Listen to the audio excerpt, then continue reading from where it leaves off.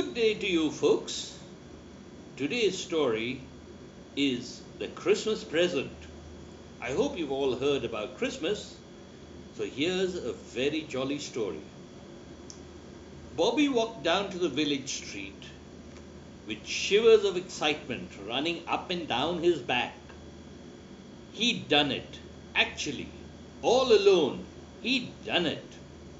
Taken out all his money from his penny bank account and put it in his pocket. His head buzzed with plans. They passed in and out like bees in a hive, and everyone was as pleasant and sweet as honey itself. I might keep it totally a secret, said one, and just put it on the Christmas table at the last minute. Or I might tell Daddy and no one else, whispered another. I might get the postman to put the parcel in the shed, said one, till I fetch it in the dark. Or if it comes by train, I'll fetch it after school. So Bobby turned all his worldly wealth into one glorious postal order at the post office, and then went home as fast as he could to write the letter. Please send your wireless set at once. That's a radio. He wrote, I have put the money inside and oblige. Yours, Bobby Moore. Yours truly, Bobby Moore, he kept saying to himself as he slipped out of the house to the post. The letter fell with a nice little flop into the box, and when that had happened, Bobby knew there was nothing more to be done until the wireless set, which he had ordered for his mother's Christmas present, arrived. It would be hard to wait. After all, Christmas was only 10 days away, and then he could see his mother and father staring with amazement and joy at his glorious present. They would have a wireless at last, and mother could listen to music all day long. Far better than saving the money to spend on his going to camp in the summer holidays. Bobby had thought that the time would seem long, and so it did. There never had been, or ever would be again, such a wickedly slow week as the one through which he had to live.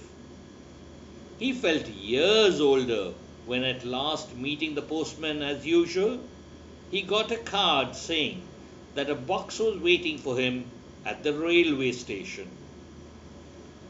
As soon as it was decently dark, he set off, in bursting impatience, to fetch it.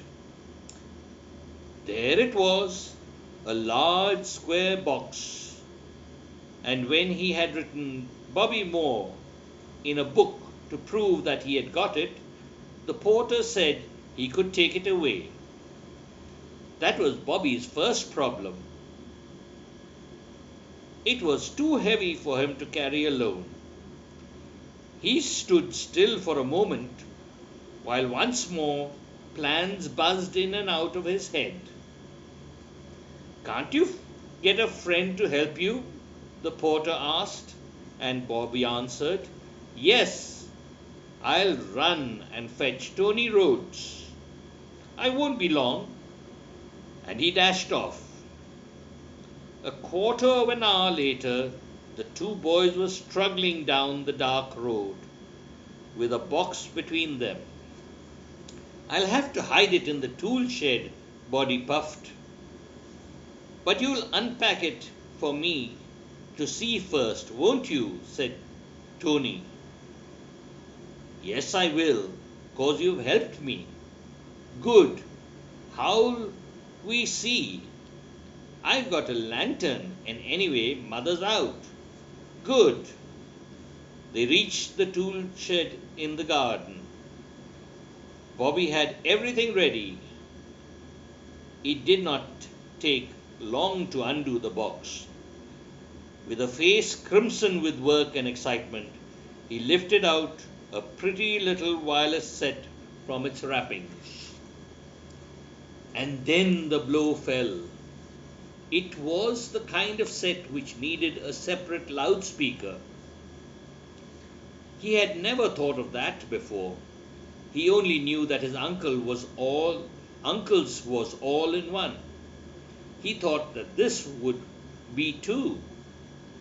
Tears gathered in his eyes, and the bright color left his cheeks. "There's no loudspeaker," he whispered. "Oh, Tony, everything's spoilt. Everything's simply spoilt," he said again, and then he couldn't say anything more because he couldn't speak at all.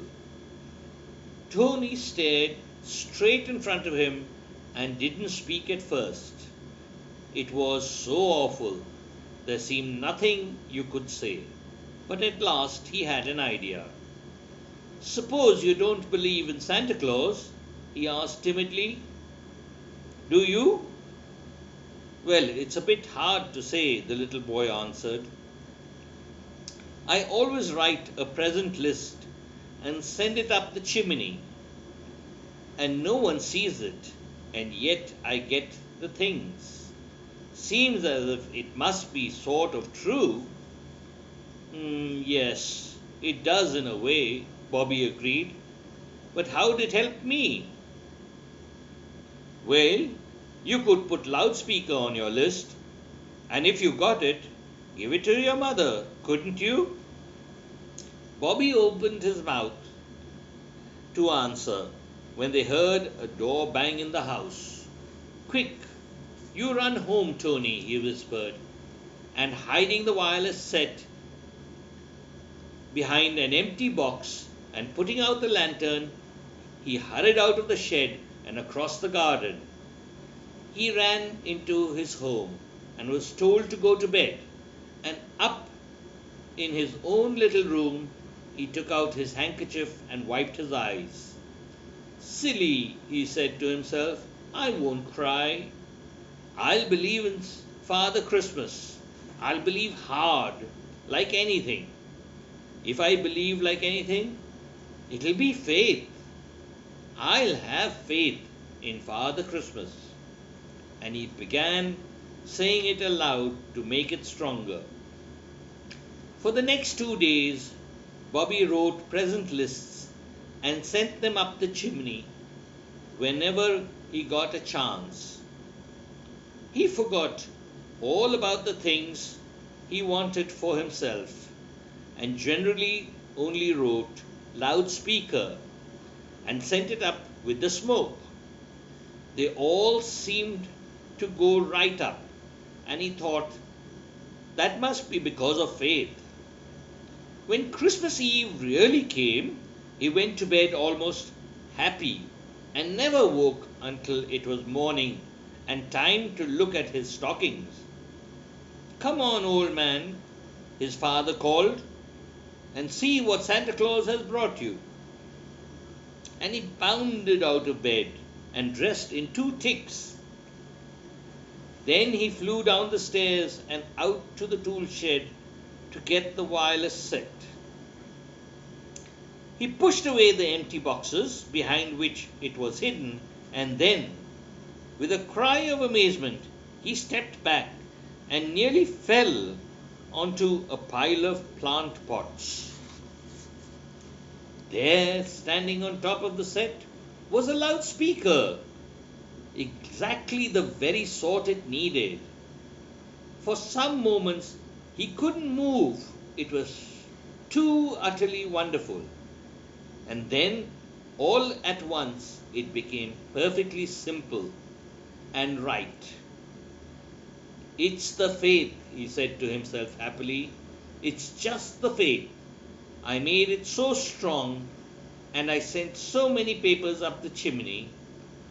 And then he knew the scrumptious moment had come at last, and, running into the garden, he shouted in a loud, excited voice, "Mummy, Daddy, come here. Come here quick's you can. I've got Mummy's present and it's too heavy for me. And then he saw his mother and father hurrying towards the shed. I hope you liked that one. It was really interesting.